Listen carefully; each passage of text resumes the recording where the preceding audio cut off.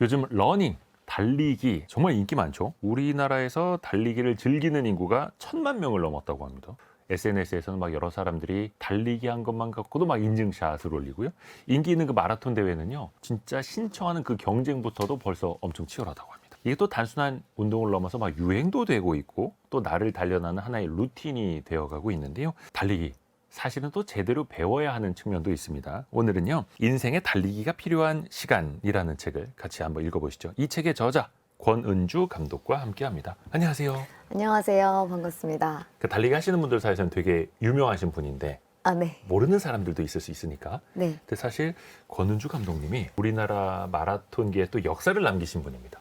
네, 맞습니다. 제가 1997년도 춘천 마라톤에서 첫 풀코스 도전에서 한국 기록을, 그러니까 2시간 30분의 벽을 깬 최초의 선수였습니다. 1997년에 네네. 2시간 26분 12초. 네, 맞나요? 맞습니다. 이게 거의 20년 가까이 안 깨졌었다면서요? 네, 21년간 제가 보유하고 있었고 2018년도에 김도현 선수가 네. 2시간 25분 41초 새로운 기록을 지금 가지고 있습니다. 근데 97년에 세우신 기록이 2시간 26분. 네, 근데 이게 풀코스를 처음 도전하셨던 네. 대회에서 세운 거예요? 네. 어떻게 그럴 수가 있죠? 원래 못 모르고 뛰면 잘 뜁니다. 멋모르고 뛰었는데 한국 신기록. 대단합니다. 그러면 42.19km를 2시간 26분 만에 뛰려면 평균 속도가 얼마나 나와야 되는 거예요? 마라톤에서 이제 러닝에서는 네. 평균 속도를 저희가 랩타임으로 할 때 1km당이라고 얘기를 하는데 네. 1km당 페이스는 3분 27초 정도? 네, 여기에서도 사실 1km를 안 달려보신 분들이 있으시니까 감이 안 옵니다. 그쵸. 예. 그럼 100m를 21초라고 생각하시면 돼요. 그냥 100m 예. 뛰시면 몇 초 나오세요? 요즘 안 재봐서 모르겠는데 제가 빠르진 않거든요. 네. 100m를 21초에 달리는 속도면 거의 일반인이 전력 질주하는 걸로.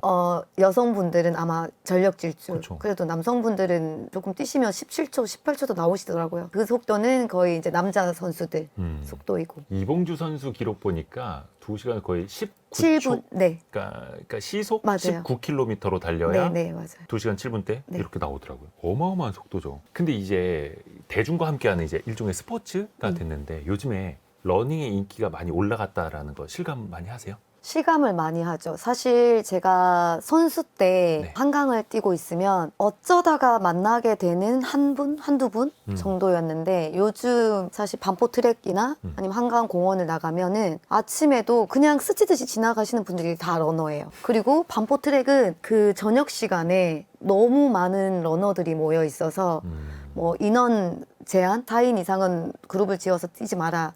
그 러닝 간격도 2m를 서로 유지를 해라 이런 식의 규칙이 정해질 정도로 네, 너무 그렇게 많다는 거예요. 그렇죠. 그리고 아까 말씀하신 것처럼 인기 있는 마라톤이 아니라 마라톤 대회가 아니라 거의 마라톤 대회에 참가 신청을 하는 게 어렵죠.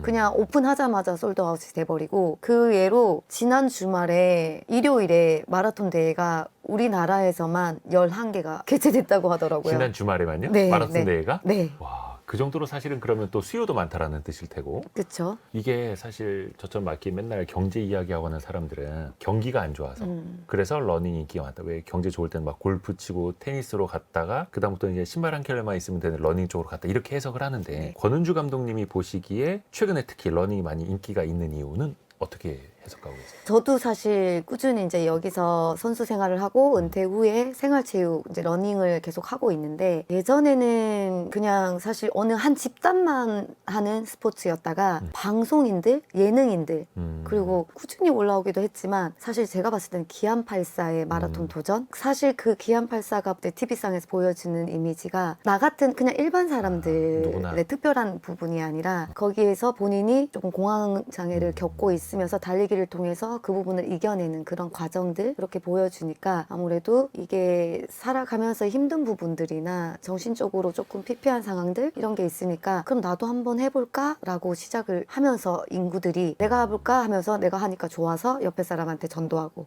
또 그 사람이 전도하고 그렇게 되면서 러닝 인구가 1,000만이 된 것 같아요. 근데 이게 달리기가 좋다. 또 달리면서 뭐 삶이 달라졌다. 이런 말씀하시는 분들 많거든요. 네. 배드민턴도 있고 테니스도 있고 여러 가지 스포츠가 많습니다만 왜 달리기를 통해서 삶 자체가 달라졌다라는 걸 느끼게 될까요? 배드민턴이나 그런 경기들은 같이 그쵸, 누군가 경기할 같이 있어야 사람이 되는. 있어야 되잖아요. 네. 그래서 처음에 시작할 때 그런 부분이 조금은 진입 장벽이 있을 수 있고 이 러닝이라는 게 내 순수하게 그냥 나의 몸 하나로 숨 쉬고 발을 디디고 자연과 함께 달리면서 거기서 느껴지는 성취감 1km를 뛰어도 달린 거니까 아. 맨날 걷던 분들이 자기가 숨 차면서 달렸을 때 느끼는 그 성취감이 어마어마하다고 하더라고요. 저도 1km를 달린 그 어린 시절이 있었지만 지금이 너무 시간이 지났으니까 그때 잘 기억이 나지 않거든요. 그래서 그렇게 뛰면서의 그런 성취감들 자기의 일상에서 긍정적인 마인드가 장착이 되고 뭔가 얼굴이 밝아졌어요. 그러니까 주위 사람들이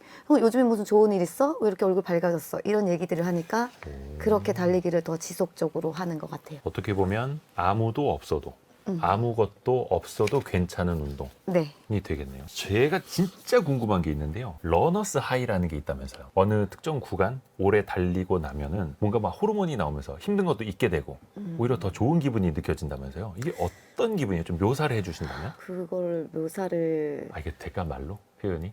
그냥 저는 이제 모아지경이라고도 하거든요. 그러니까 내가 숨이 차고 다리가 움직이고 뭔가 내가 이거를 해야 되겠다는 행위를 하면서 생각을 하면서 가다가 이 모든 게 그냥 하얘지는 상황, 그냥 가는 거예요. 내 발이 그냥 자연스럽게 움직이고 내 팔이 자연스럽게 움직이고 숨도 안 찬 것 같고 기분이 엄청나게 좋아지는 그런 상황들이 이거를 또 어떤 분들은 구름 위를 날아본 그런 것도 느낌도 없는데 이거를 또 그런 식으로 비용하시는 분들도 있고 그냥 기분이 너무 좋다.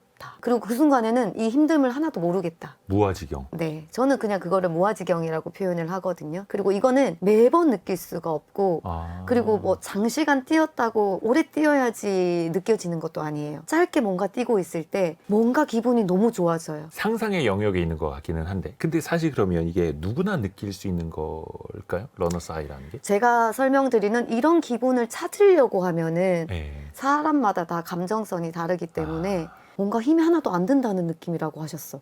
아니면 무아지경? 나는 이런 게 아닌데? 근데 뭔가 기분이 좋아. 뭐 이런 상황들. 그리고 1km 겨우겨우 지나가는데 어느 순간 내가 10km를 훅딱 지나가 있는 꽁충 넘겨 이제 도약질을 한 것처럼. 한 5, 6km 뛴 것 같은데 10km나 됐어? 이렇게 느낄 수 네, 있는 그런 거예요? 느낌. 근데 또 이거 러너스 하이를 느끼려고 마라톤을 시작하시는 분들은 없겠죠? 뭐 간혹 없어요. 있을 수는 있겠어요. 그래서 이제 하면서 감독님한테 자연스럽게. 따지는 거죠. 아니 왜 내가 1시간 넘게 뛰었는데 왜 러너스 하이가 안 옵니까? 막 이럴 수 있고. 근데 또 그거를 말씀을 드려요. 대회를 되게 미화됐다고 얘기를 하거든요. 그래요? 저 같은 경우도 매년 마라톤을 풀코스를 한 2번에서 3번 정도 뛰고 있는데 매번 뛸 때마다 내가 이걸 왜 하고 있지? 그리고 다음에 신청한 대회를 후회를 해요. 그 대회를 내가 뛸 수 있을까? 근데 끝나고 나면은 또 하게 돼요. 그냥 내 발이 자연스럽게 그 대회를 대비하게 하고 그리고 아니면 또 다른 재미있는 대회가 없나라고 신청을 하거든요. 또 이거 하시는 분들은 아마 공감하실 거예요. 네, 그래서 이게 끝나고 났을 때 오는 그 성취감이 주는 것도 저는 러너스 하이의 일종이라고 생각을 해요. 그러면 이제 그 성취감을 느끼기까지 달리기를 사실 어떻게 해야 하는 것인가. 근데 사실 두 발만 있다면, 신발만 있다면 뭐 초등학교 때부터 막 운동장도 뛰고 했는데 실력을 향상시키는 방법, 이 달리기도 사실 그럼 배워야 됩니까? 체계적으로? 체계적으로 배우면은 메커니즘을 알고 들어가니까 내 몸에 대해서 먼저 알고 들어가요. 대부분들이 달리기라는 거는 집 앞에 운동화 하나만 있으면 네. 나가서 달리면 되지라고 생각을 하는데 운동화도 어떤 운동화를 신어야 되는지 그리고 달릴 때 호흡은 어떻게 해야 되는지 나의 중심이 어디로 이동을 해야 되는지 착지는 어떻게 돼야 되는지 다 모르는 상태에서 시작을 하는 거잖아요. 네. 근데 이거를 처음에 알고 시작을 하면은 내가 좀 더 내 몸에 대해서 알게 되고 그리고 내 몸을 좀 더 사랑하게 되고 관심 갖게 되고 그렇게 하면서 저는 이제 배우고 하는 것을 추천을 드리죠. 배워야 됩니다. 사실 이게 어차피 뭐 두 다리로 뛰는 거 다 똑같은 거 아니야 이렇게 생각할 수도 있겠지만 얼마 전에 제가 큰딸한테 러닝머신 좀 뛰어보라고 시켰는데 달리면서 발목이 이렇게 막 돌아가더라고요. 그래서 깜짝 놀랐어요. 네. 그래서 저대로 두면 안 되는 거구나. 네네네. 배워야 됩니다. 그러면 자연스럽게 좀 달리기 실력이 올라갈 수 있는 기초적인 방법 몇 가지만 좀 알려주신다면. 사실 실력이 좋아지는 거는 저는 꾸준함인 거예요. 그러니까 기본적으로 지켜야 되는 부분들이 달리기 한 번 하고 내가 달리기 했으니까 뭐 3km 뛰었으니까 다음에는 5km를 뛰고 그 다음에 5km 이후는 10km를 뛰어야 된다라는 걸 가지고 있으면 안 돼요. 우리나라 사람들 그 좀 목표의식이 있는데. 네, 그리고 이번에 네. 가령 말씀하신 것처럼 기록, 네. 가령 5km를 30분에 주파를 했어. 그럼 다음에 뛰면은 28분에 뛰어야 되는. 그렇죠.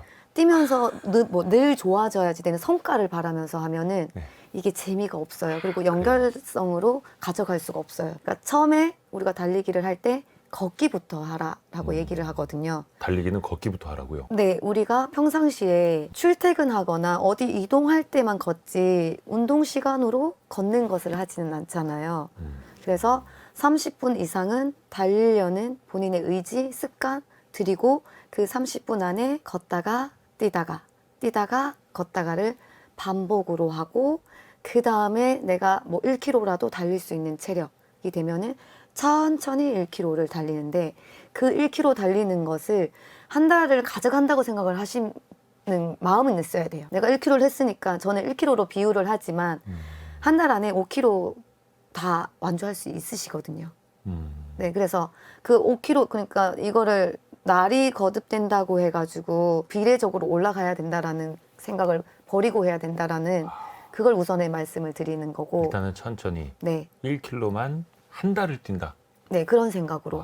그러니까 기본 베이스를 잘 만들어 놔야 된다라는 기본기를 다져야 되는 게 처음에는 자세 연습을 하는 거고 그리고 달리기에 대해서 어떤 메커니즘으로 작용을 하는지에 대해서도 알고 들어가야 되는 거고 되게 많은 수많은 영상 안에서 본인한테 맞는 걸 찾아야지 이 영상이 강력하게 이게 좋습니다. 이렇게 해야 됩니다. 라는 정답처럼 말하는 거에 현혹되시면 안 돼요. 달리기에는 정답이 없어요. 모든 사람들의 체형이 다 피지컬이 다르잖아요. 네. 가지고 있는 체력도 다르고 우선 내 몸을 알고 접근을 하시고 기본 베이스를 먼저 만들고 그 다음에 쪼개기식으로 속도를 올리기 위해서는 기본적으로 10km를 달릴 수 있는 몸을 만들었다면 좀 더 기록이 좋아지는 걸 바란다면은 5km를 달릴 때 좀 더 5km를 10km 페이스보다는 좀 더 빠르게 하면서 짧게 끝내고 그와 더불어서 근력 운동을 병행해서 해주는 그런 팁들이 달리기 실력을 향상시킬 수 있는 방법이 될 것 같아요. 뭐든지 욕심을 버리는 게 제일 중요한데 네. 사실 그게 또 어렵죠. 네, 사실 혼자 하는 것도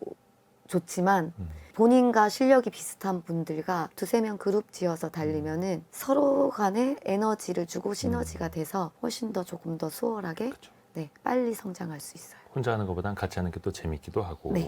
욕심도 좀 내려놔야 하는 거고 네. 일단 많은 사람들이 신발부터 사고 네. 스마트워치도 사고 헤어밴드 하고 막 나가서 뛰다 힘들어 안 되겠다. 저는 이제 그런 부분에서 구입을 하실 때 예. 내가 5km를 달리고 난 다음에 너무 대견하잖아요. 예. 그럴 때 하나 나한테 헤어밴드 하나 사주거나 스마트워치 처음부터 없어도 돼요. 왜냐면은 저희가 이제 핸드폰에 러닝 앱들이 있어요. 그리고 그 안에 러닝 앱들에 러닝 코치들이 있어요. 그러니까 초보들이 운동을 시작을 할 때 뭐 10분 걷기 하세요. 그 다음에 30초 뛰세요. 다시 걷기 하세요. 이런 식으로 코치가 프로그램이 들어가 있거든요. 그렇게 조금 지원을 받다가 도움을 받다가 나중에는 내가 뛴 거리 그리고 실제 달리고 있을 때 나의 심박수 이런 부분들을 체크를 들어가야 되겠다 했을 때 스마트워치를 또 다른 선물을 하나 주는 거예요. 좀 그러면- 내가 어느 정도 올라섰을 때 네, 그렇다면은 내가 다시 러닝을 지속할 수 있는 동기부여가 생겨나는 거죠. 그러니까 처음부터 뭔가를 갖춰서 하려는 게 아니라 너무 나 갖추면- 스스로를 동기부여하면서 네. 하나씩 그게 그렇게 되면은 뭔가 더 재미있어요. 다음에 내가 10km 뛰면은 이제 러닝 용품 중에 사고 싶었던 거 찜해두고 이거 내가 목표 했으니까 달성했을 때. 네, 나한테 주는 선물이야. 이렇게 하시면 좋을 것 같아요. 저는 스마트워치를 먼저 사는 바람에 이제 목표가 없었어서 근데 이제 달리기가 참 좋기는 한데 부작용도 있을 것 같아요. 왜 기안84도 TV에서 그런 얘기를 한 적이 있더라고요. 좀 노화가 되는 것 같다. 왜 무릎이 좀 안 좋아진다라는 것도 있고 또 피부가 또 안 좋아진다라는 것도 있고 지나치면 부작용이 좀 있겠죠. 모든 게 과하면 부작용이 있죠. 그 부작용이라는 거는 과함에서 일어나는 부작용들이에요. 그러니까 내가 5km 뛰고 10km 뛰고 너무 행복한데 주위에서 10km 뛰었으면 하프 가야지. 하프 갔으면은 풀코스 가야지. 이런 부분에 자꾸 떠밀리듯이 그걸 하게 되는 거예요. 억지로. 그러다 보니까 내 몸은 준비가 되지 않았어요. 내 근력은 아주 달리기 10km만 해서도 지금 내가 무릎이 조금 버틸 수 없는 상황인데 거기에다가 자꾸 과부하를 주는 거예요. 그러면은 부상을 입게 되는 거죠. 부상을 입게 되면은 병원을 가야 되고 그러면 달리기 하다가 즐거웠던 일상이 못하면 우울해지거든요. 네, 괜히 시작해가지고 막. 네, 예. 그렇게 하면서 또 스트레스를 받아요. 그러면 그게 이제 그대로 이제 몸에 그대로 고스란히 또 나타날 수 있으니까. 그리고 나서 다른 사람들한테 야 달리기 하지 마. 무릎 나가. 네, 이래서 그런 거죠. 차근차근 다 병행하면서 재미 예. 즐겁게 하는, 그리고 달리기를 처음 시작할 때 어떤 마음으로 시작했는지를 저는 잊지 말라고 얘기를 하거든요. 그 부분을 계속 기억을 해라. 그리고 5km 뛰었을 때 행복했었던 거, 10km 처음 완주했을 때 그런 큰 성취감, 이런 부분을 가지고 10년이 지나고 나서 풀코스 뛰면 어때요? 뭐 5년 이후에 하프 뛰면 어때요? 그거는 내 체력에 맞게 그냥 그쵸. 가는 거고 내가 뛰고 싶을 때 뛰는 거니까 현혹되지 않고 내 몸을 잘 체크를 하면서 가면은 오히려 적당히 하면 피부도 탄탄해지고 무릎도 더 강해지는 거죠. 그래서 왜 천천히 뛰는 거 슬로우 러닝이라는 것도 있더라고요. 네. 한 속도는 어느 정도가 돼야 슬로우 러닝이라고 볼 수 있어요? 심박수 존으로 얘기했을 때 저희가 1단계부터 5단계까지 예. 심박 존이 있거든요. 네. 그래서 1단계는 거의 뭐 산책 위주? 존 2가 조깅이라는 거를 하는데 사실 존 2도 초보자들이 하기에는 되게 어려워요. 그렇다면은 초보자들이 본인이 뛴다라는 것을 감지하고 뛰면은 존 3, 존 4가 나오거든요. 그러니까 왜냐하면 아직 심박이 본인들이 단련이 되지 않은 상황에서 달리기 때문에 제가 생각했을 때 슬로우 조깅은 정말로 만약 그냥 평균 페이스로 말했을 때는 킬로당 8분이라든가 8분 30초 옆에서 걷는 사람들 속도에 맞게끔 그냥 다리만 살짝 드는 정도, 그렇게 하면 심박이 한 120에서 110 이 정도 나올 거거든요. 그런 식으로 하시면서 슬로우 조깅을 하시면은 내가 걷는 거보다는 달리면서 심박이 계속 운동이 되고 있으니까 그런 기본 베이스를 만들고 그거를 가령 내가 슬로우 조깅으로 7, 8km를 한다. 그렇다면은 슬로우 조깅이 아니라 좀 더 심박을 나중에는 이 몸이 내성이 생겨요. 그래서 뭔가 고강도의 트레이닝을 원해요, 몸에서. 그렇다고 해서 막 힘들게 숨차게 뛰라는 얘기가 아니라 120, 110의 심박수를 10을 더 올려서 130, 140을 경험하는 거죠. 그렇게 하면서 심장도 단련되고 심박수도 이제 심장도 튼튼해지고 근력도 생겨나는 거예요. 느리게 뛴다고 해서 근력이 좋아지는 건 아니에요. 저속 노화가 요즘에 유행이 네. 되면서 슬로우 조깅, 이 작은 심박의 운동도 강화 운동이 되는 거기 때문에 네. 그래서 몸에 좋지만 거기에서 한 번씩은 고강도의 심박 훈련을 통해 가지고 다른 부분도 체크를 해주고 변화를 주는 게 중요하죠. 걷는 속도로 뛰는 걸 이제 슬로우 러닝이라고 하는 거네요. 근데 사실은 이제 이렇게 걷는 시작을 것보다 조금 빠르게. 걷는 것보다 좀 빠르게. 네, 그러니까 이거는 또 개인차가 있으니까. 거의 제자리에 있을 뻔했네요. 그렇죠. 빠른 파워워킹 아니, 하시는 배워야 분들은 됩니다. 예. 거의 7분 30초, 예. 8분에 걷는 분들도 있거든요. 근데 8분을 되게 숨차게 뛰시는 분들도 있어요. 그래서 이제 그거는 기본 본인들이 가지고 있는 체력에 따라서. 이 슬로우 조깅은 보폭을 넓게 하는 것보다는 보폭을 짧게 하면서 발바닥 전체보다는 조금 앞쪽? 근데 그렇다고 해서 포호 쪽으로 뒤꿈치를 들고 혹시라도 하이힐 신는 것처럼 뛰시는 분들 계실까봐 또 오해의 소지가 있을까봐. 거의 제자리 걸음하게 되면 네, 그래서 너무 앞쪽으로만 또 착지를 해가지고 뛴다라고 이해하실 수 있어서 발목은 요런 굴곡이 다 이루어지는 관절이니까 그 부분을 잘 이용을 해서 달려야 되겠죠. 또 반대로 고강도 인터벌 달리기 하시는 분들도 있어요. 네, 3분 동안 최대 달리고 네. 1분은 거의 걷다시피 하고 네. 이게 뭔가 운동은 되게 많이 될 것 같거든요. 네. 근데 무리는 없을까요? 사실 3분은 너무 길어요. 그래서 처음에는 30초 빠르게. 그리고 1분 휴식하고. 왜냐하면 3분을 본인이 빠른 속도로 3분을 지속할 수가 없어요. 3분을 꾸준한 페이스로 달릴 수 없는 분들이 이런 인터벌을 또 할 수도 있으니까. 그러니까 능력치에 따라서 그냥 우리가 조깅을 런닝머신에서라도 움직이고 있으면 가볍게 조깅을 할 때 그래도 내가 100m 정도 그 일정한 속도로 갈 수 있거든요.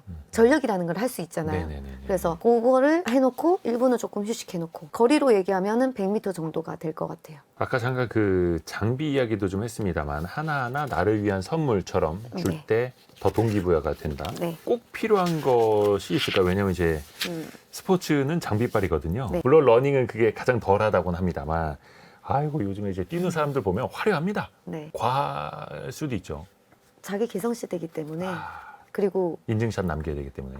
그런 것도 있고 본인이 뭔가 멋있게 뛰고 싶은 거예요. 그러니까 예전에는 진짜 운동화 하나 집에 있는 낡은 면 티셔츠 하나 있으면 뛰면 되지라고 네네네. 하셨잖아요. 근데 그게 사실 이게 폼이 안 나요. 밖에 나가 보면. 예, 그렇죠. 폼이 안 나죠. 예. 그렇다고 막 되게 비싼 브랜드가 아니라 그래도 러닝은 러닝의 스포츠 브랜드 안에서 기능성 소재를 선택을 해야 되듯이 그래서 저는 꼭 필요한 장비는 처음에는 그냥 우리가 가볍게 달리기 시작을 한다고 했을 때는 핸드폰 어플에 러닝 앱이 있기 때문에 그걸 사용하시면 되는데 어느 정도 또 뛰고 하시면은 필요한 부분은 저는 이제 스마트워치 그리고 러닝화 발의 구조에 따라서 러닝화를 안정화를 신을 것인가 아니면 쿠션화를 신을 것인가 그런 부분도 선택을 해야 되거든요. 아, 그러니까 신발도 종류가 너무 많더라고요. 네, 맞아요. 왜냐하면 우리 발이 다 다르거든요. 아까 그 쿠션화랑 네, 또 하나는 뭐라고? 안정화. 안정화? 네, 발의 구조상 하이 아치거나 아치가 너무 없거나 했을 때는 발이 안쪽으로 무너지는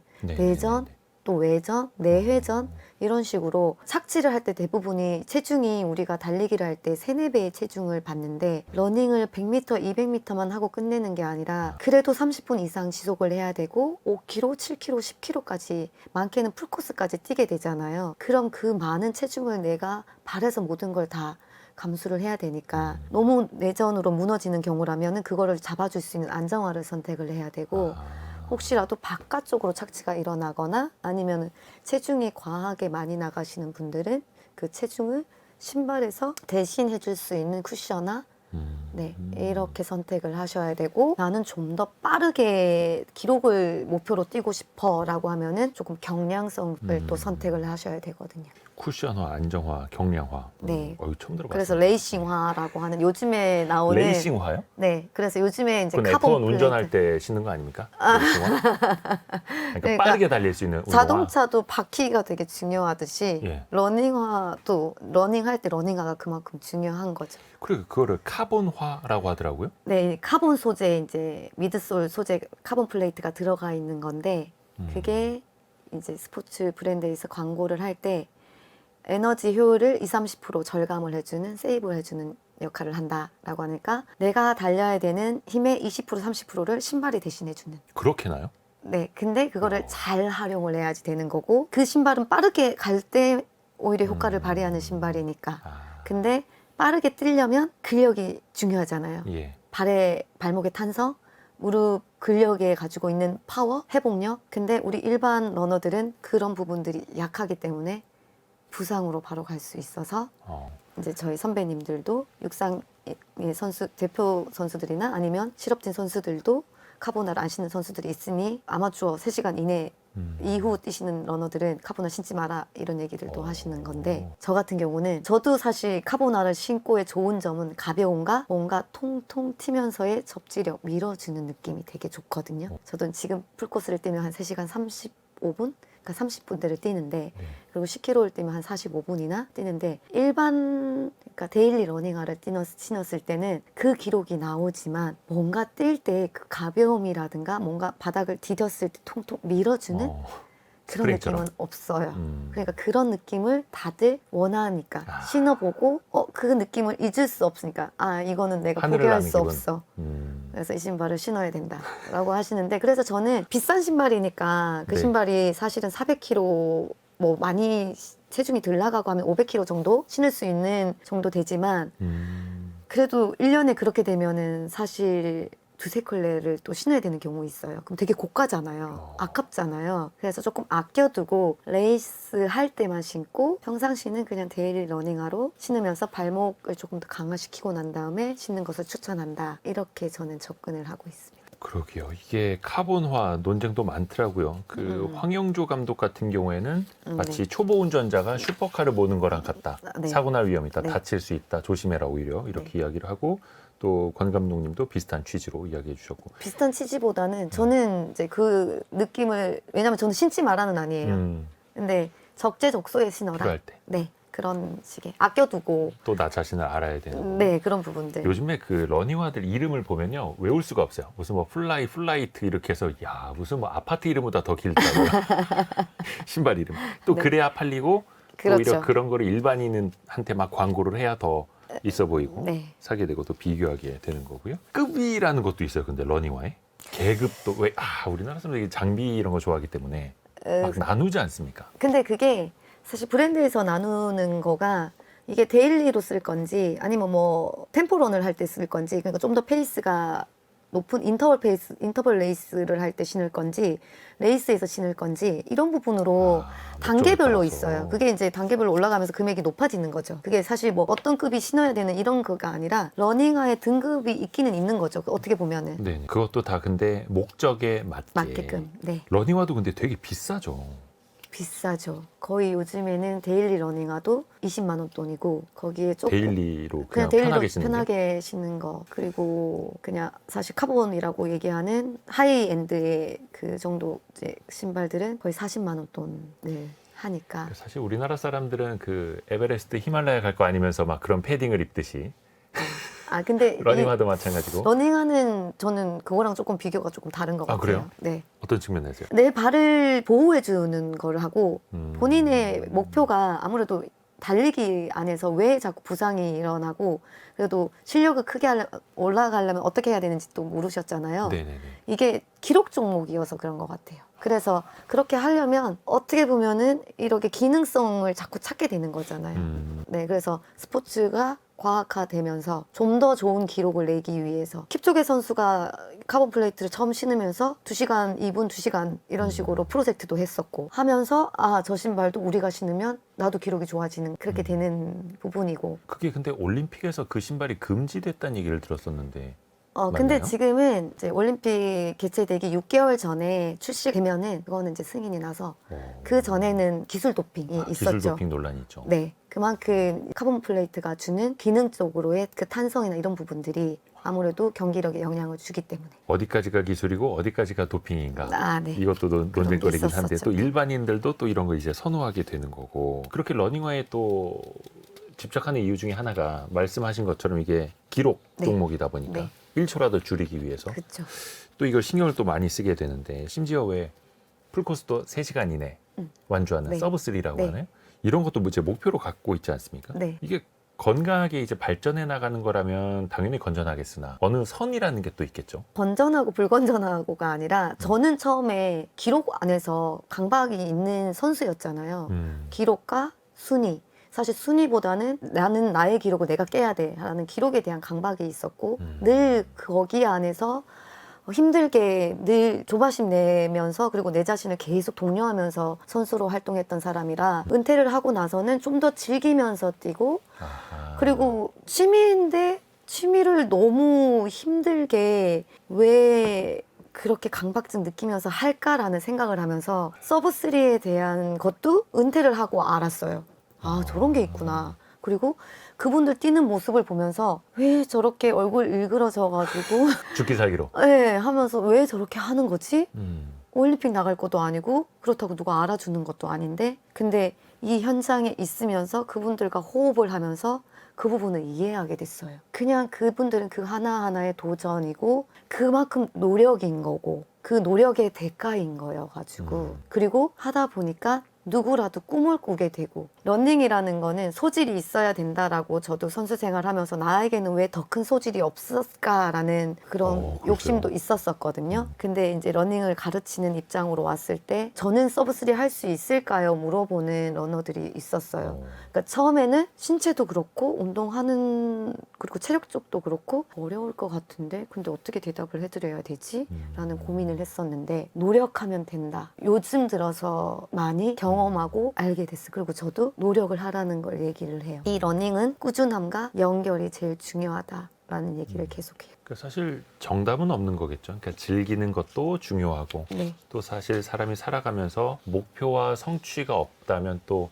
무망에 빠질 수도 있는 거니까. 네. 그리고 즐김을 하면서 자연스럽게 기록이 좋아지는 것을 느꼈으면 좋겠다라고 강조를 해요, 저는. 뭔가 내가 1년 안에 시작했으니까 1년 안에 서브3를 만들어야지, 1년에 뭐 본인이 목표로 이렇게 풀코스를 도전해야지, 완주를 해야지, 이게 아니라 즐겁게 운동을 해 가면서 어느 정도 내가 나도 모르는 사이에 이 체력이 생겼네, 나도 모르는 사이에 이 기록을 만들어졌네, 그렇게 만들어가는 것을 저는 되게 강조하는 그래서 입장이에요. 나 스스로를 또 대견하게 생각을 네. 하고 사실 거기에서 또 행복감을 느끼는 네, 거고요. 맞습니다. 또 논쟁거리가 있는 게 요즘에 그 주법 논쟁이 있더라고요. 네. 특히 이제 발바닥의 착지 지점, 네. 뒤꿈치부터 닿아야 되느냐 아니면 발바닥 전체가 닿아야 하느냐, 이게 정답이 있는 거예요?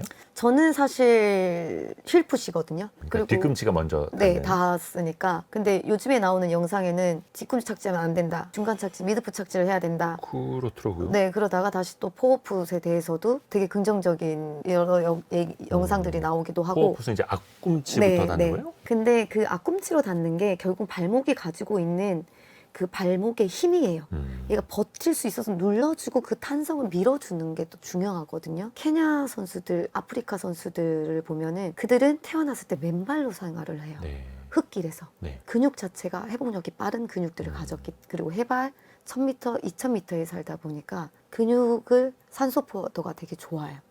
신체적으로 우리보다 좀 더 유리한 입장에서 시작을 유리한. 하는 거죠. 네. 그래서 스피드화 되면서 포어풋 착지들이 선수들은 일어나고 있어요. 그냥 자연스럽게 그 사람들한테 그게 자연스러운 거예요. 그리고 이 카보나를 이제 나중에 한번 신어보시면 신고 있으면 자꾸 앞으로 쏠려요. 그래서 신발도 포어풋을 자꾸 유도를 해요. 괜찮아요, 해도. 대신에 내가 버틸 수 있느냐 없느냐가 중요한 거예요. 왜냐하면 저도 힐풋을 했던 사람이고 그 당시에는 힐풋을 되게 많았던 시절에 선수 생활을 한 거고, 근데 이게 스피드화 되면서 신발 모양이 미드솔의 모양에 따라서 자세들이 달라지면서 요즘에 대부분의 선수들은 포어풋을 많이 하고 있어요. 또 신발이 그렇게 앞으로 쏠리게끔 나오기도 하고. 네. 근데 우리 이제 아마추어들이 적어도 부상이 위험도가 제일 없는 구간, 그 착지법, 그래서 평균적으로 봤을 때 이 착지가 좀 더 유리하겠고 좀 더 안전하겠다, 그런 부분들이 저는 들어가 있는 것 같고, 그래서 저는 그 부분들보다 저는 몸의 중심 이동을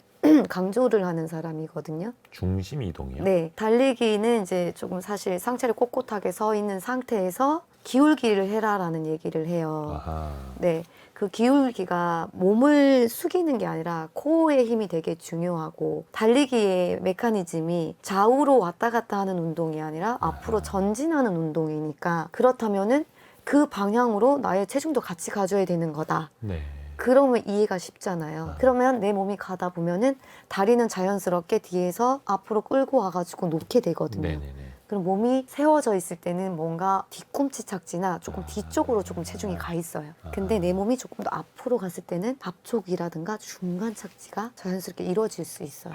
그리고 근력에 따라서 내 몸이 앞으로 살짝 기울어져 있다 하더라도 내 다리가 제대로 잘 못 따라오면은 뒤꿈치 착지가 될 수도 있고, 근데 자연스럽게 계속 꾸준하게 내가 보완해야 될 점들을, 내 영상을, 달리는 영상들을 보면서 이렇게 움직이면 조금 더 경쾌한 리듬이 될 것 같아 라고 이해하는 시기가 오거든요. 그렇게 하면서 조금씩 자세를 변화시키면은 그렇게 본인에게 맞는 자세를 만들어 갈 수 있어서, 네, 저는 그 안에서도 꾸준함인 거고, 어느 하나 이게 좋다 저게 좋다라는 것보다는 나에게 맞는 내가 지금 가지고 있는 근력 상태, 그리고 나의 코어, 이런 부분들을 다 고려해가지고, 그리고 속도에 따라서도 이 다리 롤링의 각도도 달라지거든요. 그런 부분들을 조금 점진적으로 올리려고 하고, 우선은 내가 어떤 자세를 가지고 있는지를 체크를 하고 가는 게 중요한 것 같아요. 이게 진짜 단순한 게 아니네요. 달리기를 쉽게 볼 게 아니고 또 배워야 됩니다. 인생에 달리기가 필요한 시간, 권은주 감독과 함께 읽고 있고요. 그래서 사람의 체형, 내 스타일도 다 봐야 되는 거고, 그 사람들 그러면 이제 왜 감독도 하시니까 런 위드 주디 여기서 영상 찍어서 저 사람의 몸 상태, 기울기 이런 것도 다 봐주시는 거예요. 영상을 찍고 같이 달리면서 이렇게 조금 몸으로 체크를 해줘요. 그러니까 너무 세워져 있거나 너무 또 굽혀져 있거나, 아니면 다리가 이게 무릎이 살짝 굽혀진 상태에서 뛰어야 되는데 다리를 그냥 앞으로 뻗으면서 무릎이 고스란히 무릎이 그 충격. 체중을 다 받게 하면서 뛰시는 분들도 있거든요. 그리고 장요근이 무릎이 살짝 올라오면서 장요근도 사용이 돼야 되는데 그 사용이 안 되고 달리는 분들이 있어서 달리면서 찝어줘요. 영상을 찍어주는 것은 이제 나중에 보라고. 보는 거고 현장에서 여기 부분, 이 부분을 조금 더 움직이면 좋겠다라면서 그 부분을 조금 찝어주죠. 팔은 어떻게 해야 됩니까? 이게 다리로만 달리는 게 아니라 사실 온몸을 쓰는 거잖아요. 네. 근데 팔을 그냥 앞뒤로 11자로만 하는 게 좋은지 네. 왜 마라톤 선수들 보면 좌우로 좀 이렇게 흔들리더라고요. 네. 어떤 게 나은 거예요? 그 좌우로 흔들리는 거는 이제 나중에 본인만의 리듬을 찾고 났을 때 달리기 안에서는 30분, 1시간 조금 장시간을 계속 써야지 되는 거잖아요. 네네. 반복적으로. 그렇다면은 내가 달리기 자세를 취했을 때 힘이 들어가 있으면 안 돼요. 쓸데없는 힘이. 벌써 내가 자세를 만들기 위해서 어깨를 오픈한다던가 아니면 어깨를 둥글게 감싼다거나 네, 그런 식으로 뭔가 자세를 처음에 취할 때 힘이 들어가는 거는 그 자세를 취하기 위해서 달리면서도 달릴 때 숨참에 힘이 들어가는 거고 다리를 움직이고 내 에너지를 써야지 되는데 벌써 자세에서 벌써 마이너스적인 필요 없는 걸 쓰게 되기 때문에 손해잖아요. 모든 운동에서 힘 빼기가 되게 중요하잖아요. 네. 그래서 이 달리기도 힘을 빼다라는 얘기를 많이 해요. 다른 쓸데없는 곳으로 에너지를 보내지 네, 마라. 그래서 사실 팔치기를 먼저 말하기 전에 우리가 똑바로 서 있을 때 턱은 가볍게 내리고 전방 10m, 15m 시선을 내려보면은 앞에서 오는 장애물, 옆에서 갑작스럽게 나타날 수 있는 장애물에 대한 대응을 다 할 수 있고 멀리 봤을 때는 그만큼 시각적으로 피로도가 쌓여요. 그냥 이렇게 가볍게 내려보면서 그리고 달릴 때 여러 그룹이 달리고 있을 때 앞에 만약 나랑 비슷한 러너가 있으면 그 러너의 허리나 등을 보면서 뛰면 돼요. 그럼 피로도를 줄이게 되고 집중할 수가 있고 그렇게 하고 코어에 힘을 주고 난 다음에 코어는 지탱을 해야 되니까 네. 코어가 무너지면 자세가 다 무너지거든요. 그 힘을 주고 팔은 가볍게 접어서 팔을 앞으로 친다고 생각을 하는 게 아니라 팔꿈치를 뒤로 밀어낸다고 생각을 하는 거예요. 아니면 뒤로 툭툭 뺀다고 생각을 하거나 그렇게 하면서 다리도 11자 팔도 11자라고 얘기하는데 네. 상상을 해보시면 11자는 21자예요. 예. 그러면 똑바로. 11자를 만들기 위해서 팔꿈치에 내 몸에 붙이기 위해서 힘이 들어가요. 그죠. 또 힘들어가죠. 네, 그냥 자연스럽게 몸을 붙이고 팔꿈치에만 조금 포인트적으로 내가 집중을 팔꿈치의 상체에서는 거기다가 하는 거예요. 그래서 밀는 것만 잠깐 이렇게 하면서 반복적으로 왔다 갔다 하다 보면은 어깨에 힘이 안 들어가고 팔꿈치에만 자연스럽게 밀어줬으니까 오는 요 방법으로만 가게 돼요. 그래서 최소의 힘을 사용하게 되는 거죠. 그러니까 흔든다라기보다는 흔들리는 거에 가까운 거예요. 네, 내가 상체가 움직이는 거에 살짝 가볍게 흔들어준다. 근데 저는- 여기에서 좀 더 경쾌하게 움직여준다라는 느낌을 가지고 움직이면 돼요. 아니, 저는 그 팔을 더 힘차게 휘둘러야 더 아. 빨리 앞으로 나가는 줄 알고. 그때 이제 좀 더 빨리 인터벌을 하거나 그리고 사실은 이걸 하면 안 되는데 네. 피니쉬가 눈앞에 보일 때 네. 빨리 그때 휘두르잖아요. 그때는 그냥 힘이 들어가서 휘두르는데 단거리 선수처럼. 네. 근데 사실 되게 그 위험한 방법이에요. 그래요. 이렇게 팔치고 이 자세적인 게 아니라 심박이 너무 올라가니까 아. 적응이 안 된 분들은 혹시라도 과부하가 올 수 있거든요. 그래서 너무 무리하게 마지막 피니시 남았다고 1초, 2초 당긴다고 하지 말고 이 러닝은 페이스 조절, 일정한 페이스로 최대한 오래 유지해서 가는 능력, 이 부분이 중요한 부분이니까. 이거 네. 배워야 됩니다. 안 그러면 또 이게 위험할 수 있으니까 다칠 수도 네. 있고. 이게 페이스를 안다라는 것도 되게 어려울 것 같은데 왜 그래서 마라톤 대회 가보면 페이스 메이커들이 있지 않습니까? 네. 뭐 몇 시간, 네, 뭐 맞아요. 몇 분 내에 뛸 수 있는 이 사람 따라가면 된다? 이게 그걸 알기까지도 되게 오래 걸릴 것 같은데 아예 페이스를 안다라는 거? 그래서 그게 이제 스마트워치를 통해서 배우게 되는 보면서도 거죠. 체크하는 그리고 거고. 반복 트레이닝을 해서 배우게 되고 라떼라고 하지만 제가 선수 생활할 때는 스마트워치가 없었어요. 없었을 그냥 스톱워치처럼 그냥 초시계. 네, 초시계 이제 작은 초시계가 저 손목시계로 있으니까. 아. 근데 이제 그렇게 하면서 거리에 대한 감각이 생겨요. 그리고 속도에 대한 감각이 생겨요. 그래서 제가 스마트워치는 내 손 안에, 내 손목 안에 있지만 시계를 보지 말라는 얘기를 좀 많이 해요. 보지 말라고요? 네, 그 리듬감을 조금 기억을 해야 되고 지금 뛰고 있는 발의 리듬, 숨참 이런 부분들을 한번 인지시켜 놓고 한 번씩 체크해 보면서 지금 내가 달리고 오는 이 기분이 6분이야. 아, 이 지금 기분이 7분이야. 뭐 이런 식으로 자꾸 보면서 이거랑 아, 이런 느낌을 기분을 조금 대입을 하라고 얘기를 하거든요. 그러니까 그거는 조금 이제 거리에 대해 10km를 어느 정도 뛸 수 있을 때 사실 10km 뛰는 과정 안에 그런 7분 페이스 빠른 분들은 뭐 5분 페이스, 4분 페이스 뛰니까 그때 그냥 나는 냅다 힘들게 숨차게 뛰면은 이거는 10km 한 38분, 10km 40분 뛰는 페이스야 라고 하시는 분들이 있어서 그리고 10km 어떻게 뛰어요? 라고 하면 냅다 뛰세요라는 얘기도 조금 해요. 내가 숨차면 이게 어느 정도 속도야? 막 이런 거. 네, 그런 원초적인 얘기도 하는데 그렇게 하면서 하거나 아니면 가령 트랙, 이 400m 트랙이잖아요. 일정하게. 그래서 네. 400m 한 바퀴 지날 때마다 이제 저 같은 경우는 선수 시절에 그렇게 하면서 페이스 조절을 배웠어요. 뛸 때 한 번씩 체크하면서 이제 지금 요 리듬으로 뛰니까 한 바퀴 뛸 때 100초구나. 한 바퀴 뛸 때 101초구나. 그거 되게 비슷하게 유지해서 가요. 그리고 요 정도 뛰었을 때 1km구나. 그렇게 하면서 조절을 해갔었죠. 그러니까 본인의 리듬을 네, 그런 파악을 리듬을. 하는 게 중요한 거네요. 네, 그거는 사실 다 반복적인 훈련을 통해서. 훈련, 연결로 인해서 자연스럽게 생겨나는 것. 또 왜 그 우리나라는 사계절이 있다 보니까 달리기 할 때도 여름 다르고 또 겨울 확실히 다르잖아요. 네. 계절에 따라서 달리는 방법 좀 어떻게 조절을 해야 해요? 지금 이제 여름이 지났으니까 지금 곧 겨울이 겨울로 오니까 가니까 겨울 추워지죠. 먼저 말씀드리면 네. 우리가 평상시 되게 웅크리고 추우니까 웅크리고 있고 네. 스트레칭도 잘 안 하잖아요. 그러다 보니까 근육도 경직되어 있고 관절의 가동 범위도 짧아요. 되게 관절이요? 타이트하게 되어 있어요. 그래서 스트레칭이 되게 중요한데 이 스트레칭을 너무 요가 동작의 정적인 스트레칭을 하는 것보다는 살짝 심박수를 움직여주는 동적 스트레칭을 하는 게 좀 더 유리하거든요.